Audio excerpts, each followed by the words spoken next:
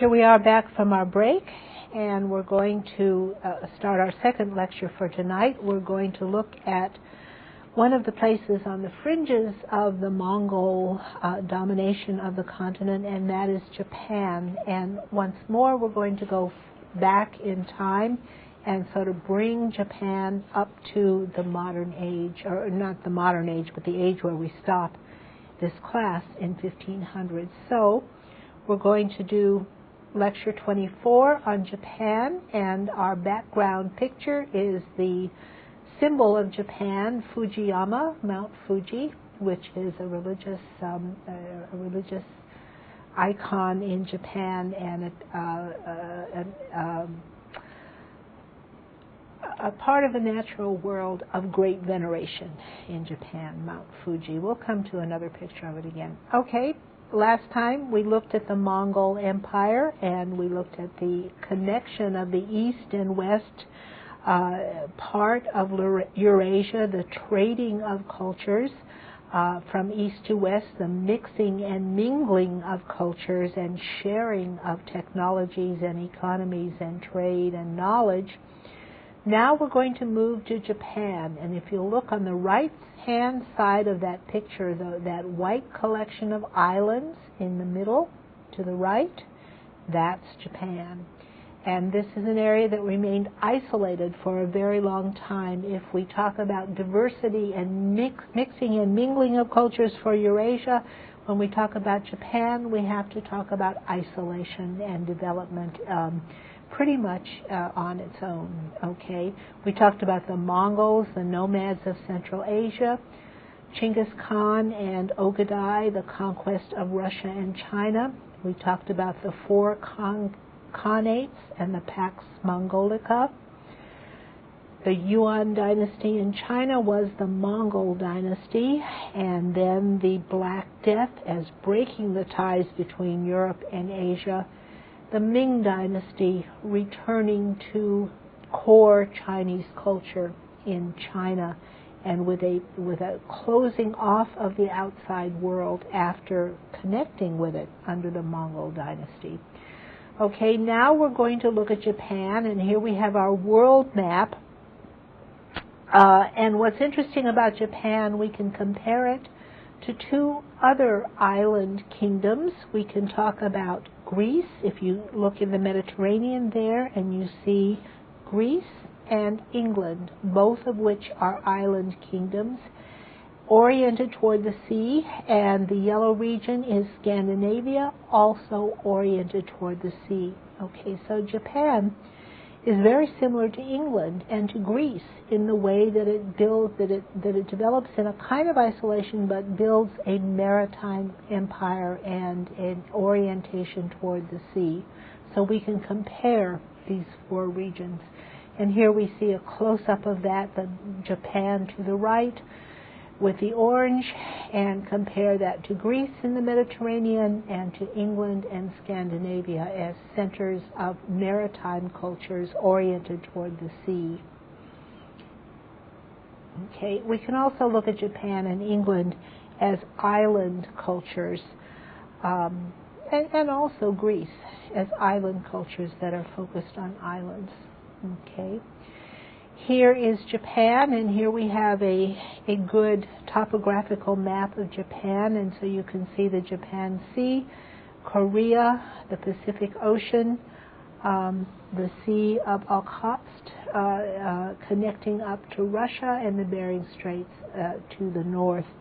The four main islands make up the homeland of Japan, and you can see them here. They rise abruptly from the Pacific along the northeast coast of Asia, and Japan itself, those islands were formed by volcanic eruptions. The islands were dominated by mountains and rugged hills, and you can see on this topographical map how really mountainous Japan is. Only small portions can be cultivated. Okay, because it's mostly mountains and beaches and rocky shores, and so agriculture is very limited in Japan, and this is a characteristic that forms the culture of Japan. It's like Greece in geography, with lots of high mountains and little isolated valleys. Remember that Greece was in that way, and also islands. And one of the keys of the success of Japan is the cultivation of wet rice from prehistoric times. The Japanese have mainly occupied the coastal plains, and especially the south-central part of Honshu, which is the southern island. Actually, that's the middle island there, I think, which has a temperate climate and subtle natural beauty. The forest-covered and mist-shrouded hills and glittering inland seas are a region of great natural beauty. And if you want to talk about what characterizes Japan above all other things, it's the beauty of nature in Japan. I'm going to show you some pictures of Japan. I'm sorry they're all in black and white, but it is a place of incredible natural beauty, and the aesthetic sense of the Japanese is very predominant in their culture. Let's see. I haven't got these islands labeled. Okay, but here are the 4 main islands of Japan. Honshu is the central island, and then we have 2 to the south, and Yeso is the island to the north, the Japanese islands. Okay, and we're going to look at some of the natural beauty of Japan, little houses and buildings nestled into isolated valleys with high mountains all around them, and with the temperate climate, beautiful waterfalls, beautiful green foliage, green and forested all over Japan. Mount Fuji, of course, is the icon of it. It was originally a god. It's still a Shinto god, but it dominates. It's a volcanic peak that dominates Japan. And here we see Japan on the side of Asia, facing northern China, the northern region of China. The forest-covered and mist-shrouded hills and glittering inland seas characterize Japan and instilled a refined aesthetic sensibility and sensitivity to the natural world. And so they have this great aesthetic sense reflected in their religion and their art and their architecture from prehistoric times. And it's another example, like Egypt and Mesopotamia and Greece, of the geography really controlling what the kind of culture that they build, having a major influence from the geography and the environment that they live in, this environment of great natural beauty. Here's a forest solitude. And also, it's an environment of great beauty, but also of limited resources. And this nurtured a disciplined and hard-working population because the resources are so limited. And here we have a sacred grove. Again, in the Shinto religion of Japan, nature is the core of it. So here's a sacred grove. The disciplined, hard-working population is regulated by strict legal codes and ruled by warrior elites. Okay, and here we see the beautiful lakes of Japan and the shorelines, waterfalls, rural scenes, again, scenes of great beauty. There are temples everywhere, and they're part of the natural world, beautiful and graceful bridges going across rivers and chasms. Also, we might mention in Japan is subject to great earthquakes, and the one natural disaster that really levels Japan from time to time, completely unpredictable, are earthquakes. And here we can see earthquakes shattering large cities, and their little wooden houses are completely demolished by earthquakes. So they're great natural disasters that strike Japan. And here are our islands of Japan. The earliest occupants of Japan were the hairy Ainu, and they were not, and here we have more sacred groves. Okay.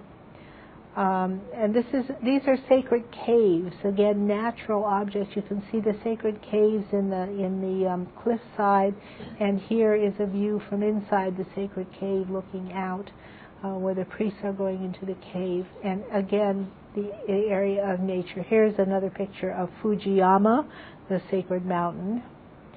So nature is sacred. Okay, the hairy Ainu were the earliest occupants of Japan. They were not aborigines, but they were migrants who came from the mainland.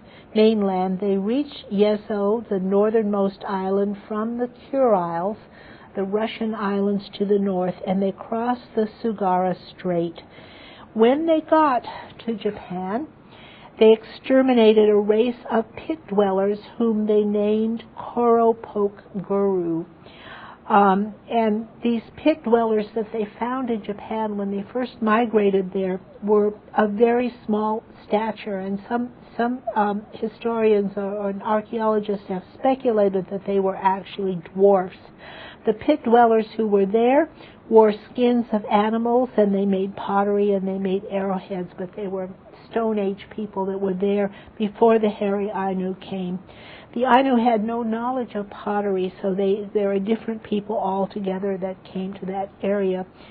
The hairy Ainu may be Mongolian in origin, but a quite distinct branch of them have a Caucasian mixture. So they're Mongolians mixed with Caucasians who then migrated into Japan. One of the interesting things about them is they had very full beards and shaggy or wavy or dark brown hair. And this is a 19th century description of them, about the mid-19th century, when they were still prevalent in the northern part of Japan. And here you see Yezo, the island that they were centered in, and the Kurils are the purple islands to the north. And so they came along that land bridge along the Kuril Islands. They had very full beards and shaggy or wavy or black or dark brown hair. They never shave after a certain age, and so they always have those full beards. They're rather fair, sometimes somewhat white complected. They have a large nose, straight eyes, and regular features resembling Europeans. The women tattoo their mouth and arms and sometimes their foreheads. And again, this is 19th century culture that has largely disappeared now. Here's a tattooed man. They wear long robes with long sleeves spun from the bark of the elm tree in summer. In winter, they wear animal skins, deer skin, dog skin, or salmon skin. The hairy Ainu are taller than the modern Japanese, and they're called the hairy Ainu because they have a lot more hair than the modern Japanese. They're more stoutly built and have high cheekbones. Both sexes are fond of earrings. The food that they eat, the hairy Ainu eat, is largely meat, bear, fox, wolf, badger, ox, fish, or fowl, and they always cooked it, which is good to know. They also ate millet and vegetables and herbs and roots. They lived in reed-thatched huts, one large room with a fire in the center and no chimney, which made it rather smoky. The room would have two doors. The hut would have two doors and one window in the eastern wall. They had no cities, no public buildings, and little furniture. The modern remnants in the North Island are notorious among the Japanese for their uncleanliness. And so the Japanese are very critical of the hairy Ainu, the culture. They see them as alien and non-Japanese. The hairy Ainu had no writing and no literature, but they had a religion. They saw the world as resting on the back of a fish, whose movements then caused the earthquakes. But they view the world as round from observing the sun and reasoning that if the sun is round, the world is round too. In their religion, they have a supreme creator, a sun god, a moon god, a water god, and a mountain god, and they see the Milky Way as the river of the gods and thunder as the voice of the gods. The chief object of worship, and again this is 19th century observation of them, the chief object of worship is the bear, but nevertheless, even though they see it as a god, they trap it, they eat it, and they sell its skins. Okay? The highest praise for a man is to say he is like a bear. They had no priests or priestesses, and the religious rites are performed by the village chiefs. So again, it's a kind of shamanistic religion. They believe in heaven and hell, and they see them as both under the earth. They seem to be a last remnant of Neolithic peoples who ranged across the northern hemisphere from the British Isles to Japan, and again, a remnant of possibly Indo-Europeans mixed with Mongols spreading across all of northern Eurasia. The bear worship is in common with Manchurian Aborigines, but the language they speak is entirely different. They have memories of entirely dominating Japan, and that again is in the 19th century.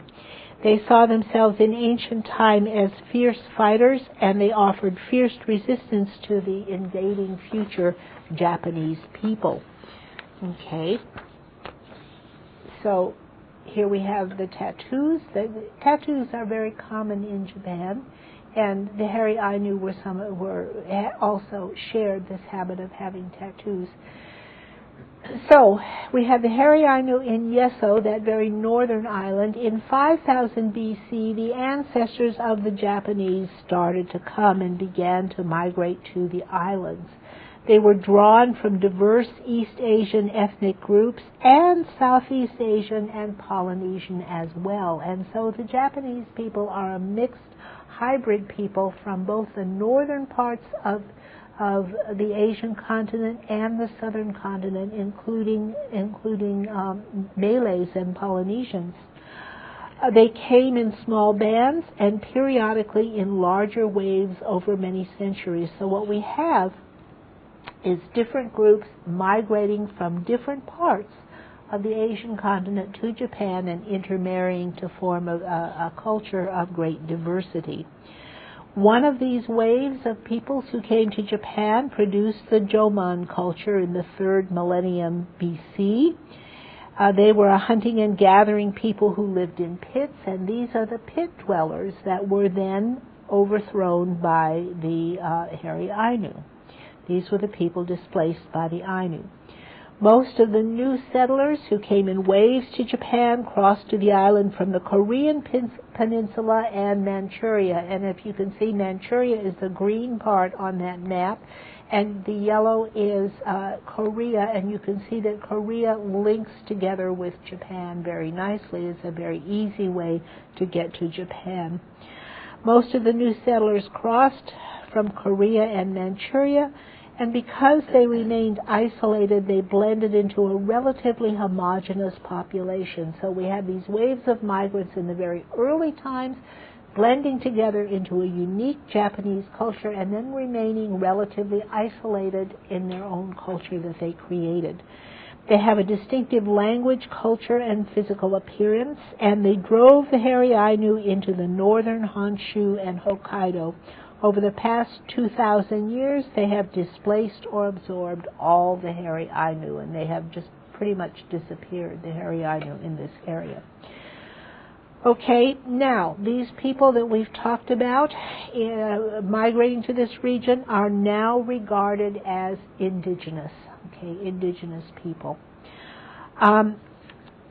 The last centuries BC, wet rice agriculture and ironworking was introduced from the mainland, and this is known as the Yayoi epoch, when they learned how to do wet rice agriculture and ironworking.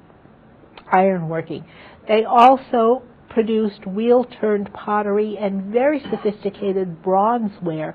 So the ironworking came with metalworking and bronzeworking, and they built bells 4 to 5 feet high. Until the 5th century A.D., they were divided into hundreds of clans who worshipped, each of which worshipped a clan deity.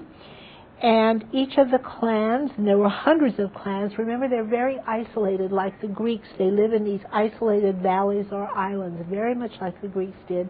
And so the clans remain separate, and they have their own gods, and each clan claimed descent from a real or fictitious ancestor. They were dominated by a warrior aristocracy, and the clan elites then drew the support from the peasantry, which was 90% of the population.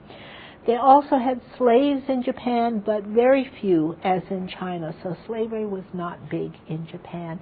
And here are some of these giant bronze bells. They're incredibly big and beautifully cast bronze bells. They're all over Japan. Here's another one with a man standing with his arms around it. You can see how huge these beautiful bronze bells are.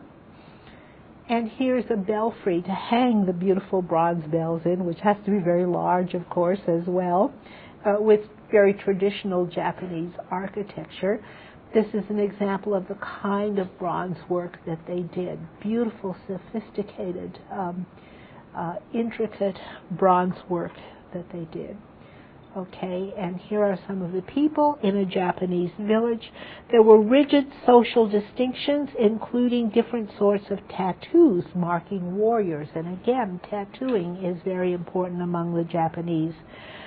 In Japan, women enjoyed a very strong position, unlike China, as we've seen. And so here's another culture where women are largely equal. Early Japanese households, in fact, appear to have been matriarchal, run by women. And so women were not only equal, but in some cases they were actually superior. Women also played key roles as shamans or priests and leaders of clans and later empresses. The importance of women is reflected by legends regarding the creation of the world. And let's see some pictures of the villages first. Here we see these Japanese villages, and then we'll come to the women. Here are modern villages, and these are very traditional in form. You see the thatched roofs and the little wooden houses that are so typical of the building in Japan. Again, this is Enoshima, and you can see the little town clustered around the bay. Remember, they're oriented toward the water. Here's a woman being drawn in a native chariot with manpower. We don't have any horses in Japan, okay, so we have manpower. And again, a Japanese village. And this is a ladder up the side of the hillside in the traditional kind of village. And here is a woman of high status. Again, the Japanese were matriarchal in the beginning, and women could be shamans and clan leaders and empresses. The importance of women is reflected by legends regarding the creation of the world, and the goddess who played a central role in the creation of the world was the sun goddess Amaterasu. Her worship became the central element in the Shinto religion, which is the religion of Japan. Shinto devotees worshipped numerous gods and spirits, again associated with the natural world. And here are some more women, beautiful women in the very dominant in Japan. The gods and spirits of the Shinto religion are part of the natural world. They're natural forces. Some deities were identified with objects like huge trees and Mount Fuji, and others were linked to animals like foxes and snakes who possessed special powers. Gods and spirits could do good or evil to human beings. To ensure blessings, offerings of food and prayers to the gods and nature spirits were made at shrines. The shrines themselves were simple, with simple lines and lack of ornamentation. The unique Shinto style of architecture has had considerable impact on the world, and it's usually admired for its grace and beauty and simplicity. And here is the wind god. Again, the gods are Shinto gods are associated with the spirits. And here we have caves, natural caves where the gods are worshipped, and again our cave where the nature gods are worshipped. Here's a tree. This is a great tree near Lake Biwa. And all of that scaffolding is holding that tree up. It's a sacred tree, and so they build those are supports holding the tree up to preserve it. Okay, so again, the natural world. Here's some of the architecture, the simple, with little ornamentation and simple lines. Here is a torii, which is a classic Japanese. It's almost the bare outlines of a temple, and it's the sacred gates that you pass through, and they're all over Japan.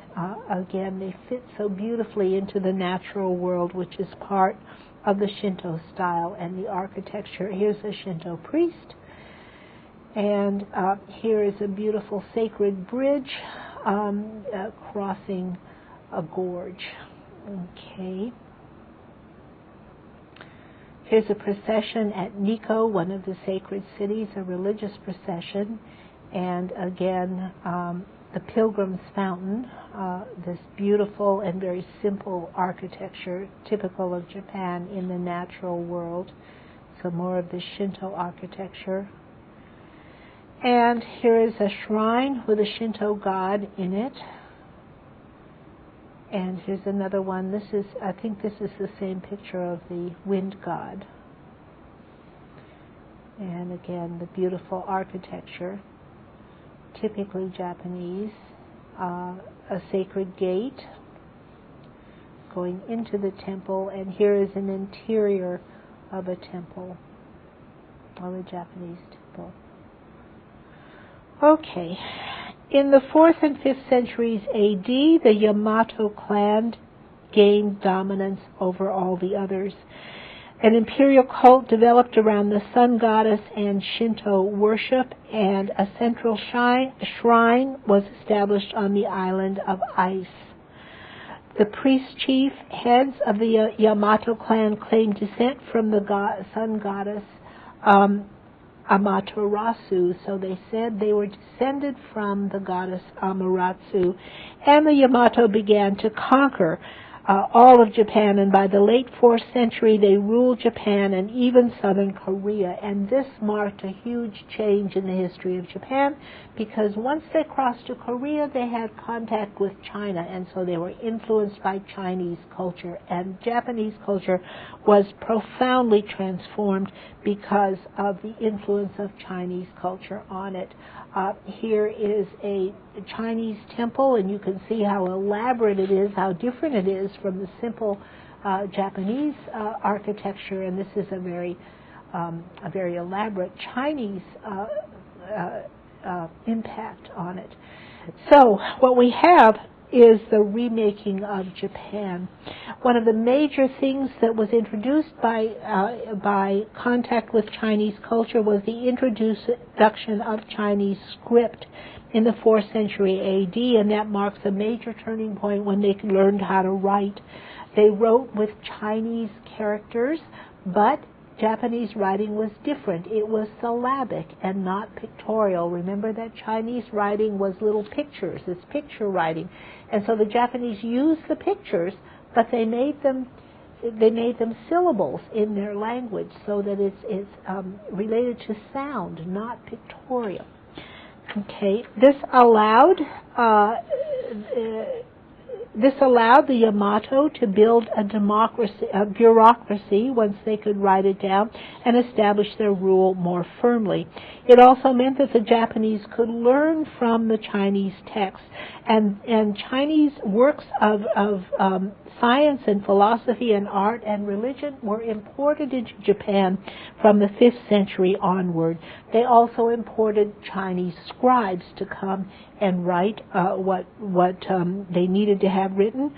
And later, Japanese students fluent in Chinese were sent to school in China. So there was this cross-fertilization of scholars going from Japan to China and back again. From the 6th, and here we can see a little bit of the influences of Chinese pagoda and a Japanese pagoda. You can see that Japan copied some of the Chinese styles. Here is the Japanese writing. On the left is, I think, Chinese writing. On the right is Japanese writing. that is a sign in a tea house, so that you can see the Japanese writing, which is actually the same as Chinese. Again, here's a pagoda in Japan, copying the Chinese style. Musical instruments were also brought at that time from China and into Japan, and so we have a flowering of music at that time and performing arts. Here are some more musicians. From the 6th century onward, Buddhism became pivotal to the transmission of Chinese culture. So with Chinese culture came Buddhism.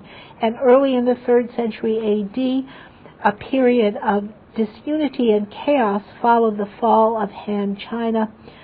And Buddhism was widely adopted in China and there and in the succeeding kingdoms. And so Buddhism then passed through Korea and into Japan. In the 6th century, a Korean ruler sent Buddhist images and scriptures as presents to the Japanese emperor and urged the adoption of the religion and conversion of his subjects. And after much discussion and strife at the imperial court, the Japanese adopted Buddhism around the 580s.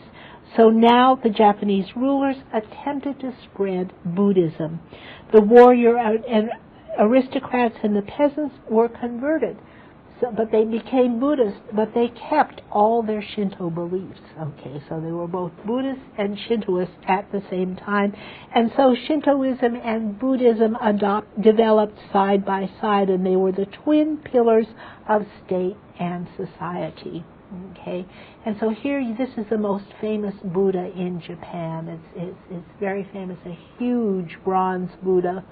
And remember, they're so good in the working of bronze, and so this is the creation of a bronze Buddha.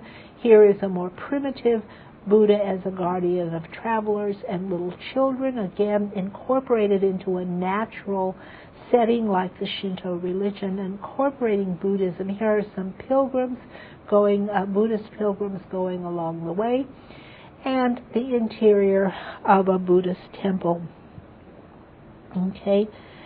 The Japanese elite supported the Buddhist missionary monks, and the monks served as advisors to the emperor and the regional lords. And here are some Buddhist priests, and again, temple pictures. Okay, the twin pillars of society, of state and society, were the mixture of Buddhism and Shintoism. The monks served as advisors to the emperor and the regional lords, and the monks taught ethical prescriptions, support the rule of a strong monarch, and a unified and centralized state. Okay. To the elites, Buddhism was a complex set of beliefs and philosophy based on meditation, but to illiterates, it was little more than a magical cult. The monks supplied colorful rituals to enrich the peasants' lives, and the common people knew little of Buddhist teaching. So it's more like a cult to the common people of going through rituals and rites, but it's an intellectual kind of religion based on meditation for the elites as a more literate religion. And here we have a Shinto priest, and again the blending together of Shintoism and Buddhism. Here are statues of Buddha with lotus pedestals that remind you of India, and here they are in the middle of Japan. Okay, the monks supplied the colorful rituals to the peasants, and the peasants knew little of Buddhist teachings.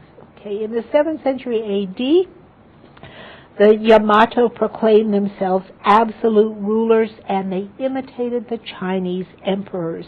They addressed themselves as Emperor of the Rising Sun to the Chinese emperors of the setting sun. And they imitated the Chinese by establishing councils and government departments. They attempted the bureaucratic control at local levels and of local lords. They then established 2 capital cities, Nara and Heian, capital cities patterned after Chinese imperial centers. So all over Japan there are these little wooden villages, and now they're building cities, actual cities, patterned after Chinese cities, and these become the center of a rich flowering of culture.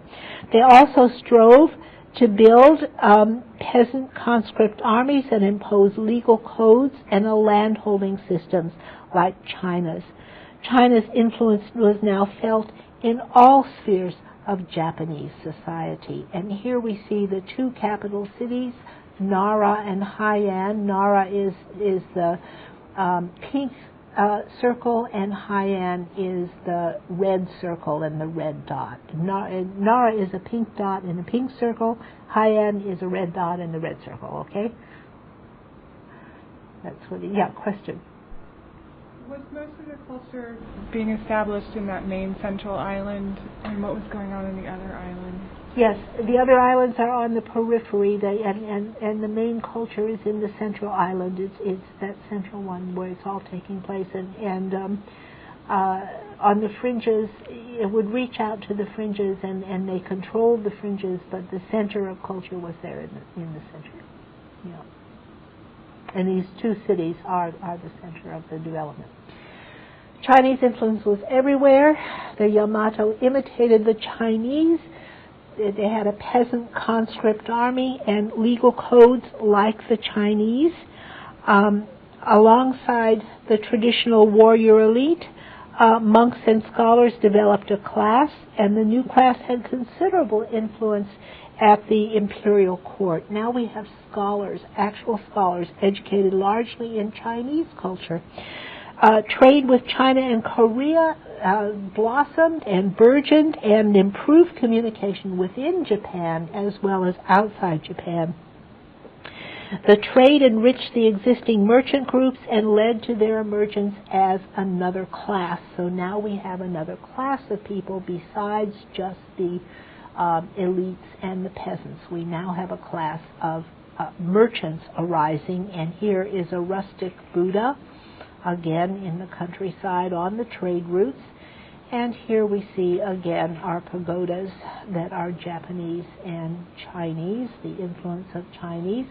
Here is a Japanese fair that's a center of trade where markets are opened all over Japan, and again leading to the merchant class rising in Japan.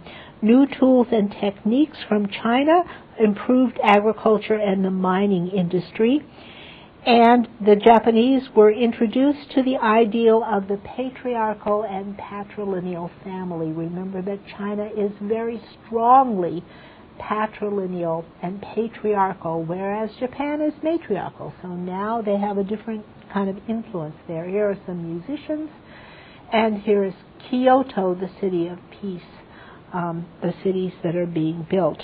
Okay. The patriarchal family, we have the new classes and technology. The patriarchal family was a major challenge to traditional Japanese approaches to gender roles and relationships with women. And for several centuries, the position of women remained strong. These are all the classes you see on the screen, all the classes that are building up in the society, and the introduction of patriarchy, which challenged Japanese matriarchy. Okay, here are some peasants. Here is a peasant farmer. And here are some artisans, mat makers, who are workers, essentially, of the lower class. A Japanese family moving, and as you can see, the Japanese family now influenced by the Chinese idea of patriarchy, and a Japanese lady being carried, which represents the matriarchy that we see originally in Japan. And here are some lovely Japanese women sitting in the evening at their leisure, and a Japanese child and nurse. Okay, the impact of Chinese customs is a major challenge. For several centuries, the position of women remained strong. The ideals of wives and lovers accomplished in literature and the arts were preserved. The adoption of Chinese law codes eroded the control of Japanese women over their children and eventually changed the status of women relative to males. Now, polygamy began and spread among the aristocracy. Okay, there was no polygamy before the Chinese culture. From the 9th century on, women were denied the right to rule as empress in their own right, and before that, several women had ruled. Now, Japanese women, like Chinese and Indian, were supported to their husbands and fathers. And like China and India, the only alternatives were religious orders or a courtesan career. The adoption of Chinese customs was pushed mainly by the ruling class to increase their power. The state now controlled the warrior elites and extracted resources from the peasants. The Buddhist ethics and Confucian legal codes enhanced the ruler's legitimacy. So all of the customs of China that were so influential in building Chinese government and power were now being used in Japan. Chinese rituals gave a new dignity and luster to the court routines, and the growth of bureaucracy created the first genuine state in Japan. But the elites tried to limit and select the imports from China and tried to practice selective borrowing to preserve Japanese culture and identity.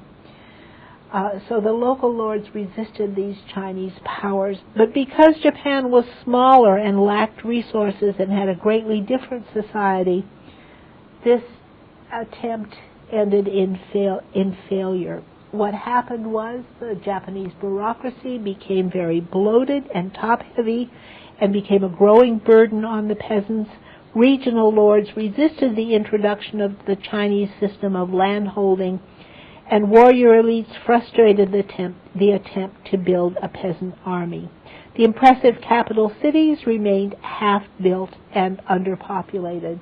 And in the 7th century, conflict and controversy broke out over the extent of foreign influences, and this caused violent factional struggles.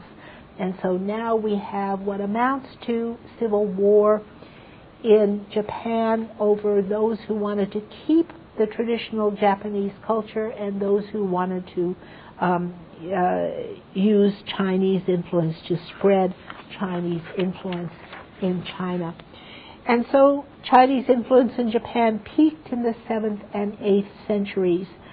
In 646, the emperor introduced the Taika reforms, and he tried to revamp the whole of Japanese government completely on Chinese lines. Japanese scholars struggled to master thousands of Chinese characters and wrote dynastic histories patterned after the Chinese, and that's one of the readings that you have is one of those dynastic histories that chronicle the Japanese government. There was elaborate court etiquette, Chinese protocol plus Japanese politeness and decorum. Confucianism and Buddhism mingled together, and Chinese art was introduced. The goal of trying to force all of these Chinese customs on the Japanese government was to crush the power of the aristocratic families and build peasant armies. Just as Chinese influence in Japan peaked, it began to be challenged, and return to the Japanese ways was sought by everyone. The failure of the imperial reforms leached the power from the emperors to the aristocrats and local lords, and those who sought the return of Japanese traditions slowly gained the upper hands. And so it's the aristocrats who resisted the power of the central government, who held on to their Japanese positions and weakened the central power of the emperor. It was the local lords who wanted to retain their local power. And so this is interesting. We're going to compare this to Europe when we look at the rise of local power in Europe next time. Okay, there was a crisis at Nara, and the capital was shifted to Heian, which is known today as Kyoto. What happened was there was a plot by a Buddhist monk who infiltrated the imperial court to marry the Empress Koken. When he tried to marry her, her husband fled to Heian, later called Kyoto, to found a new capital. And what he did was to ban Buddhist monasteries there because Buddhists were interfering and controlling the government. To get around this ban, the monks built monasteries in the hills surrounding Kyoto, and they soon reemerged as a potent force at the court of the royal advisors. The court now ensured that no woman would ever rule Japan again. Okay, so the emperor now abandoned the Taika reforms and restored the great aristocratic families. Now, rigid classes were set up, a rigid class structure determined by birth, and there was no mobility between the various orders. But one of the most positive things, so they're frozen in their classes, but one of the most positive things is the flowering of the Heian court, which is one of the great achievements of Japanese culture. Okay, here is Nara to the north, and the Heian court is the orange circle to the south. Kyoto is the modern name, the orange circle to the south there.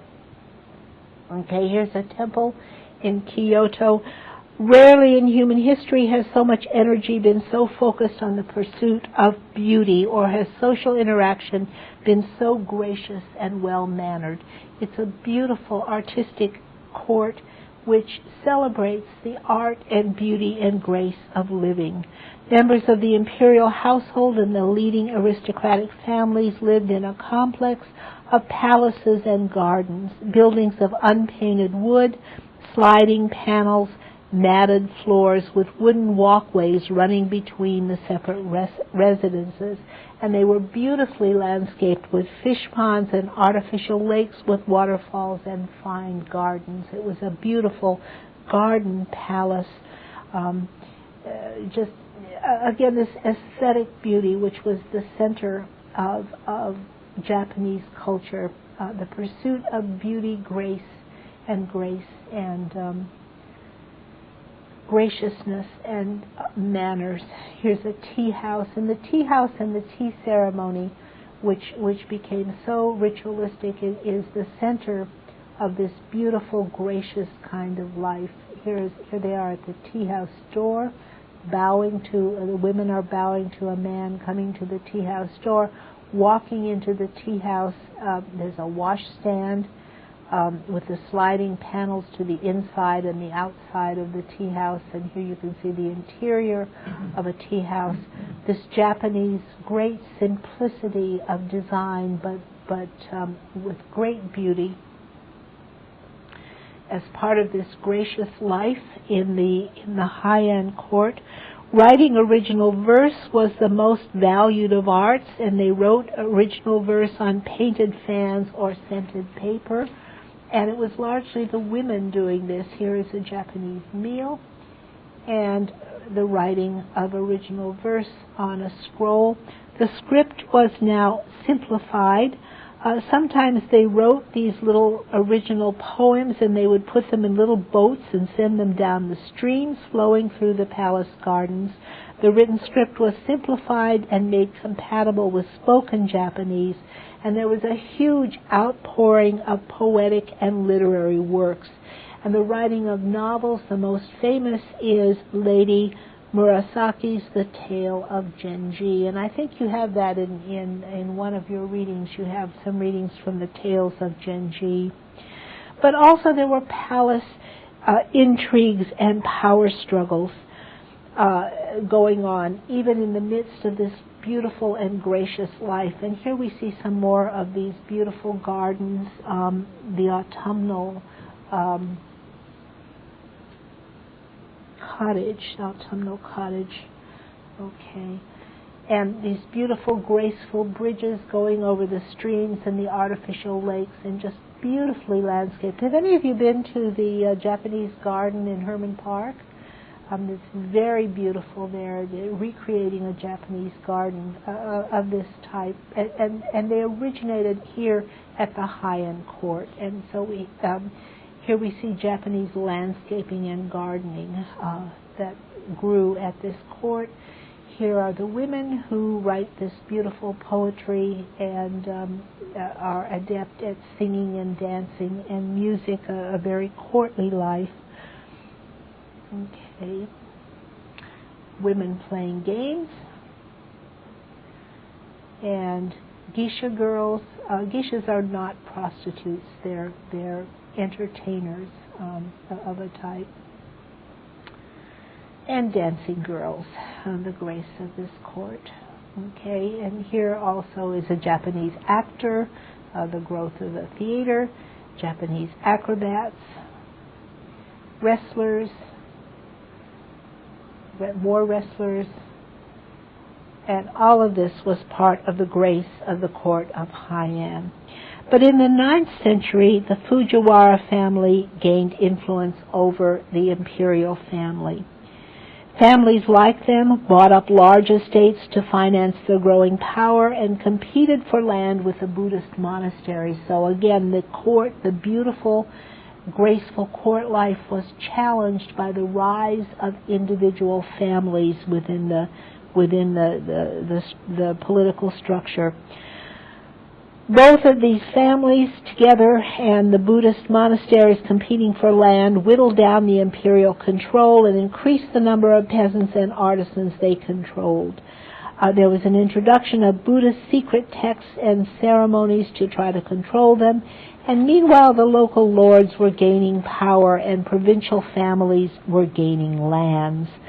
The rise of the provincial warrior elite, called the Bushi, then came to dominate Japanese political structure. And so here we see the peasants working in the tea fields, working the land, and here are the tea pickers working in the fields, the peasants. Okay. The rise of provincial warrior elite, the Bushi. The local families came to control the land and the labor in the provinces and gradually carved out what we might call little kingdoms or counties of their own. They ruled from small fortresses surrounded by walls and moats, and the local lord and his retainers lived in fortresses in their own self-contained little worlds. They had granaries and blacksmiths and wells and even armories inside. They had everything they needed for self-sustained life in the local provinces. They administered the law, supervised the public works, and collected the revenue for themselves. They built up their own armies, their own private armies with mounted troops or samurai. Okay? This we're going to look at later when we look at Europe. We will compare to the feudal system. Again, this reminds us of the localization of control in France that we looked at last time, which was a result of the breakdown of French central government under the attack of the Vikings. And often these two systems are compared as looking alike, that this Japanese structure with the samurai and the local control is somewhat like feudalism in Europe in some way. So what happened is that in the 11th and 12th century, and here we have some Japanese warriors, okay? I'm not sure if they're samurai. I think this is a samurai warrior. But here are warriors with their swords, and it's a warrior society, and the warriors now take control of that society. They take it over. In the 11th and 12th centuries, the imperial government lost control of the countryside, and bandits began roaming freely. Monasteries began employing armed retainers and attacked other rival monasteries, and crime and civil strife were rampant everywhere. Both the court and the high officials hired provincial lords and their samurai for protection. Okay, a new warrior elite formed, composed of the Bushi and the samurai. And they spent their lives hunting and riding and practicing archery. The peasants supplied them with food and other necessities. The major weapon was the longbow, and they also carried straight swords. Okay, from the 12th century on, they relied on curved steel swords, man-on-man duels of great champions. And heroic warfare in the extreme. Okay, again, this has been compared to feudal Europe and the warrior society building up in France. I don't know how valid those parallels are. I'm a little bit suspicious of it, but those parallels have been made. And here we see the samurai warriors in a duel, mano a mano, one-on-one kind of duel that we're having. Heroic warfare in the extreme. The time and location of battles was elaborately negotiated beforehand. Family lineage and noble exploits were proclaimed before the battle, and the justice of their cause and the perfidy of the opponent was loudly pronounced. And these are very ritualistic one-on-one battles that are taking place. You know, I was telling you last time about the talks I heard recently at a conference about the ritualistic nature of European warfare, that the argument was that they didn't go to war to kill other people, they went to war to capture them and hold them for ransom, and it's almost realistic play acting or games playing, he compared it to.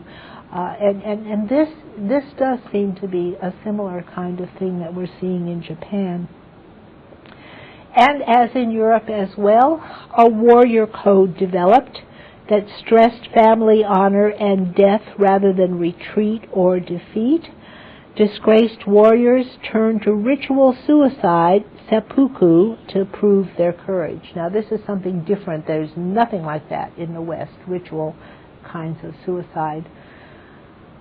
Okay, and they developed a kind of chivalric code toward a feudal warrior. Battles were chaotic, shouting and clashing, but there were few fatalities. They were won by the performance of champions. And later a full chivalric code was developed, moving toward a feudal order. The rise of the samurai prevented the rise of the free peasantry. The peasants were reduced to the status of serfs and bound to the land they worked. The serfs became the property of the local lords, and they were separated by rigid class barriers from the warrior elite. In fact, the peasants were set off by their dress and prohibitions against swords and horses. And the peasants sunk lower and lower into growing poverty and degradation. And as they did so, they turned to popular Buddhism in a new form called the Pure Land sect. This Pure Land sect offered the promise of heaven for the upright. And the Genshin, who wrote The Essentials of Salvation, stressed the pleasures of paradise and the tortures of hell. Artisans were paid as poorly as the peasants, and so they both entered into this religious escape from the growing degradation that was happening to the peasants and the artisans. From the 12th century onward, there were civil wars, and Japan was dominated by civil wars throughout the entire 12th century and almost into the 16th century. Factions of the court aristocracy and local warlords fought each other continually, and when this happened, Japan became isolated again. Chinese influence declined steadily. Artists produced sublime creations, ceramics, landscape architecture, poetry, but in the midst of continual civil strife. We can talk about an artistic flowering going on in the midst of civil war, and this almost seems a contradiction in terms. We'll talk about this phenomenon again when we talk about, for example, the 12th century Renaissance. Does it happen during a time of peace? Is it the peace that causes the flowering? Or is it a time of turmoil and stimulation and excitement that makes people more creative?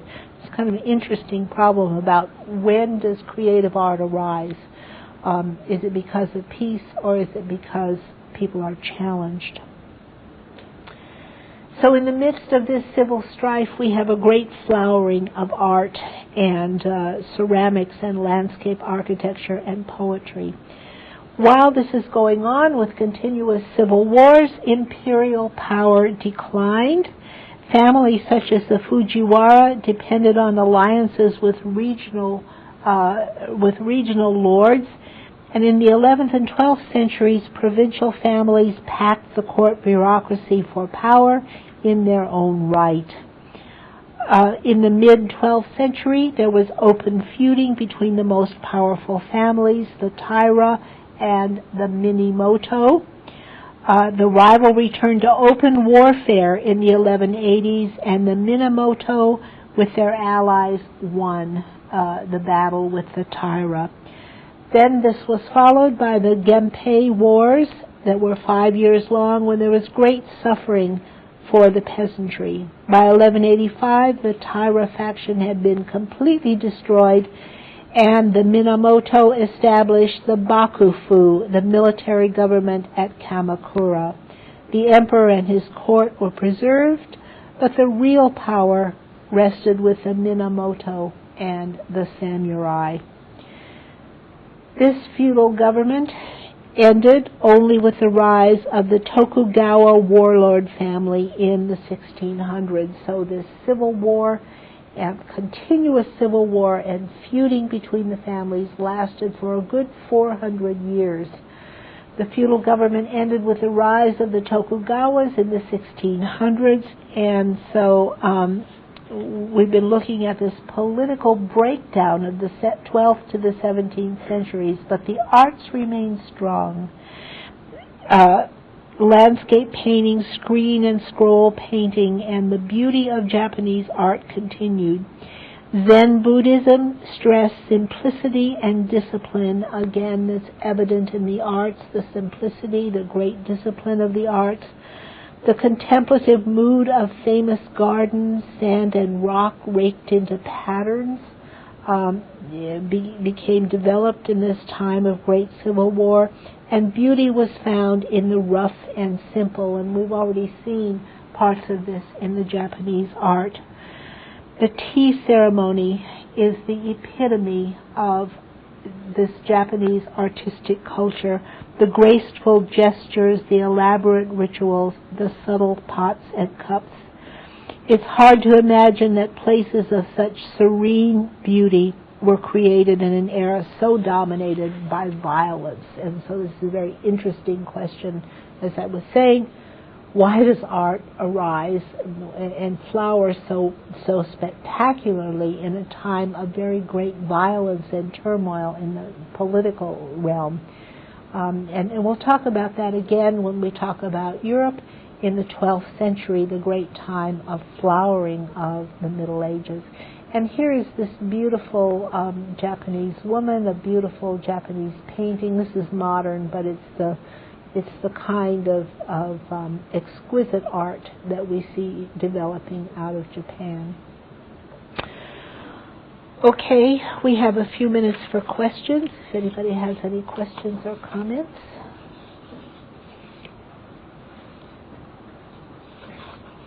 Everybody's tired? We have a question?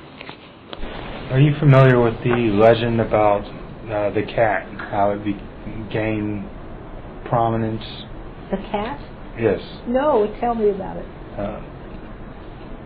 Supposedly, one of the emperors is riding his horse, and a cat startles his horse and stops it, and lightning strikes right in front of the horse. Therefore, saved his life. The cat saved his life. Okay, that's a beautiful story. Is that a Japanese story? Yes. Yeah, that's very nice. Okay.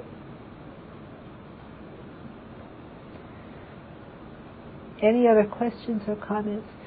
It was interesting that in your textbook there's nothing on Japan. So your textbook felt that Japan wasn't important enough to talk about it. I thought it was important enough, and in our readings book on the human record, we do have some readings on Japan. We have the Constitution of Prince Shotoku, which is part of the chronicles that the Chinese brought to Japan. We have the Lives and Loves at the Heian court, and something called the Pillow Book. So I think you'll find that interesting. And then the final reading on Japan is The Ideal Samurai, the chronicle of the grand pacification. So we do have some readings in our human record, our sources of global history. I don't know, what do you all think? Is Japan important enough to look at, or is it so peripheral? I mean, it doesn't, before 1500, in the period we're looking at, it doesn't interact largely with the greater world. I mean, it interacts some with China, but it remains mostly isolated. But in the modern world, when we come into the 20th century, I mean, it becomes extremely dominant and interacts with the modern world. But up until that time, it remains quite isolated and self-contained. It's interesting to compare Japan with England. Both of them in the modern world were set on building empires. Both of them were seafaring nations, and they used that ability to build world empires that lasted for a while. It's an interesting comparison.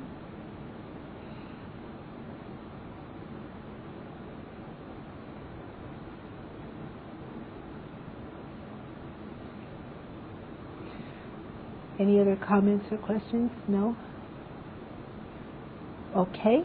Then we have 2 more meetings of class. Next week we're going to look at the 12th century Renaissance in Europe that prepares the way for Europeans going out and eventually by the end of our period on the path to dominating the world. Okay. So